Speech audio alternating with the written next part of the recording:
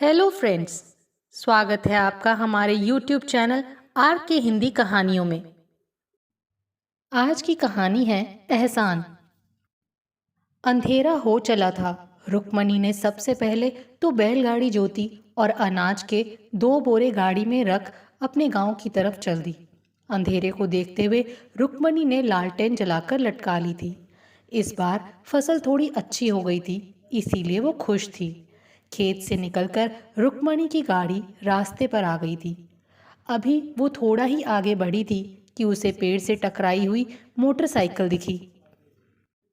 उसको चलाने वाला वहीं खून से लथपथ पड़ा था। रुक्मणी ने गाड़ी रोकी और लालटेन निकालकर उसके चेहरे के पास ले गई।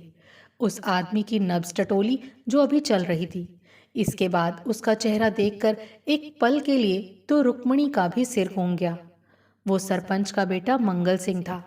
मंगल सिंह को देखकर रुक्मणी का एक बार मन हुआ कि उसे ऐसा ही छोड़कर आगे बढ़ जाए, लेकिन आखिर वो भी एक औरत थी और ना चाहते हुए भी उसने गाड़ी के सामान को एक तरफ किया और फिर मंगल सिंह को उठाकर गाड़ी में डाल लिया।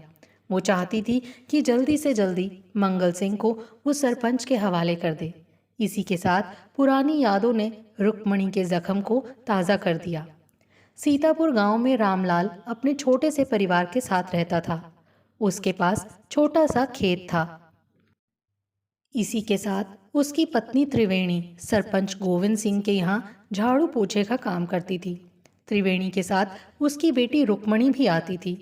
मंगल सिंह और रुक्मणी की उम्र बढ़ने के साथ साथ उनके दिलों में प्यार की कोपलें भी फूटने लगी थी और अक्सर वो दोनों गांव व खेतों में निकल जाया करते थे। रुक्मणी के भरते शरीर, उभार और जवानी का रसपान गोविंद सिंह भी दूर से करने लगा था। रुक्मणी इन सब बातों से दूर अपनी ही दुनिया में मस्त रहती थी। गंगू ने जब सरपंच गोविंद सिंह को रुक्मणी और मंगल सिंह की प्रेम कथा बताई तो वो आग बबूला हो गया। पहले तो गोविंद सिंह ने मंगल सिंह को समझाया, मैं तुम्हारी शादी दूसरी जगह कर दूंगा जहाँ से अच्छा दहेज मिल जाएगा, और वैसे भी रुक्मणी हमारी बराबरी की नहीं है। जब मंगल सिंह पर उसकी बातों का कोई असर नहीं हुआ तब उसने रुक्मणी के पीछे अपने आदमी छोड़ दिए। वो उसे बदनाम करने लगे। एक बार रुक्मणी के पिता रामलाल ने उससे उसकी शादी की बात की तो वो उसे टाल गई। समय धीरे धीरे गुजर रहा था। आखिर गोविंद सिंह ने एक दिन रुक्मणी को उठवा लिया और मंगल सिंह से कहा कि वो गांव के किसी लड़के के साथ भाग गई है। कुछ दिन बाद जब गोविंद सिंह ने उसे छोड़ा तब तक मंगल सिंह उससे दूर चला गया था। रुक्मणी में जिंदगी जीने और हालात से जूझने का हौसला था, इसीलिए वो इतने पर टूटी नहीं। थोड़े दिन बाद इसी गम में रुक्मणी के माँ बाप भी इस दुनिया से चल बसे। लेकिन इन सब हालात ने उसे और भी जुझारू बना दिया था। इसके बाद रुक्मणी ने खेती बाड़ी कर खुद को संभाल लिया और पास के दूसरे गांव में रहने चली गई। अमीर घराने की लड़की मंगल सिंह के साथ ज्यादा दिन निभा नहीं सकी और एक दिन वो भी उसे छोड़कर चली गई। इसके बाद मंगल सिंह पागल जैसा हो गया, क्योंकि बाद में उसे भी रुक्मणी के साथ हुए गलत बर्ताव के बारे में मालूम पड़ा था। इसके बाद मंगल सिंह अपने आप को कसूरवार मानता था, उससे माफ़ी मांगना चाहता था। इसके बाद उसने भी अपने पिता सरपंच गोविंद सिंह का घर छोड़ दिया था और अलग रहने लगा था। उस दिन भी मंगल सिंह रुक्मणी से माफ़ी मांगने के लिए उसके खेत पर ही जा रहा था।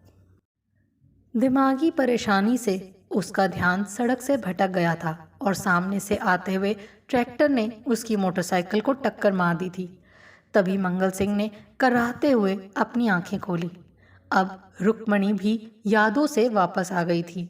सरपंच का घर अभी थोड़ी दूर था, इसीलिए मंगल सिंह की हालत देखने के लिए उसने बैलगाड़ी रोकी और उसके पास गई। रुक्मणी ने मंगल सिंह के सिर पर अपनी चुनरी कसकर बांध दी थी। तभी मंगल सिंह के हाथ माफी मांगने के लिए जुड़ गए थे। इन सब बातों का रुक्मणी पर कोई असर नहीं हुआ। उसने बैलगाड़ी तेजी से चलाई और सरपंच के घर के सामने गाड़ी रोककर पूरी बात गोविंद सिंह को बताई और वापस जाने लगी।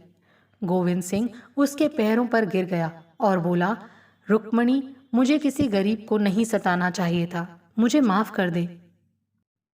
गोविंद सिंह मंगल सिंह को जीप में डाल शहर के अस्पताल में ले जाने लगा।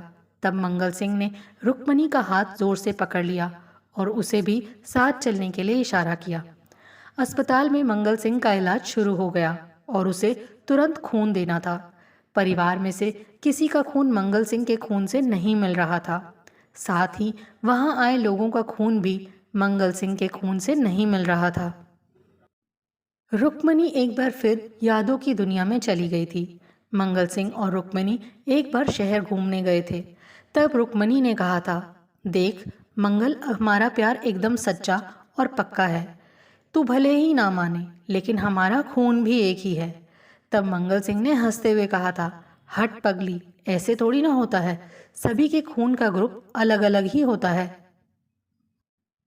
मजाक की बात शर्त में बदल गई और दोनों ने पास के एक अस्पताल में जाकर जब खून को चेक कराया तब दोनों का ग्रुप एक ही निकला। तभी डॉक्टर ने आकर कहा, गोविंद सिंह जल्दी खून का इंतजाम करो, मंगल सिंह की हालत खराब होती जा रही है, खून काफ़ी बह गया है। तब रुक्मणी ने विश्वास से कहा, डॉक्टर मेरा खून ले लीजिए। गोविंद सिंह हैरानी से रुक्मणी को देख रहा था और एहसान तले दबा जा रहा था।